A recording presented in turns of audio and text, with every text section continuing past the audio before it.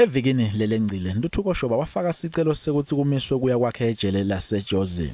Shoba uthi wesabela impilo yakhe nangamikiswa kulela jele njengoba uthi sewubene kwesatshiswa ngumzikayise eMalepane. Ingano iveti wenlete bulungiswa ukuthi tiboshwa letisamele kugwejwa atihlale indzawo yena leto lesevele tigwejiwe.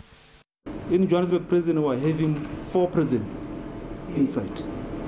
It's medium A for waiting trial, medium B for sentence, medium C maximum for sentence, and female.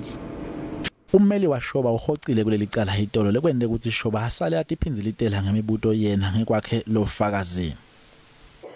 So the last question, so you will station me at medium B single cell. Medium A. Medium A single cell. Yes. Inkantolo lesishaya ngenhlanengelo lesicelo sakhe kanti Shoba uyoya ejele laseJozi ngaphambi kwaleli cala. Umbuso sewukulungele kuphothula leli cala. All investigations are concluded. We are ready to proceed with trial as the state. The matter has now been moved to the High Court. It's sitting at the Johannesburg High Court on Friday, and during that sitting the state will be disclosing the contents of the docket to the defense team.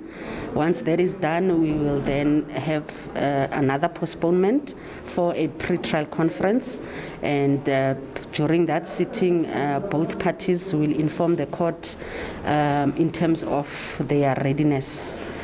Umndeni uyajabula ngencubekela embili yaleli cala.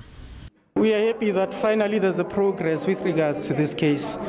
But like I said, we can't really fault the state much up to this point. They've done everything in their power to make sure that there was a progress in this case. But it's the defense that has always caused the delay. So, but at least another milestone again for the state. Let's look forward for Friday to see how the pre-trial will go. Hopefully the new legal team will be there. Leli cala liyoya inkantolo lephakeme ngalesihlanu lapho kuyohlangana khona tinhlanganiso letitsinzeka kulolu dzaba.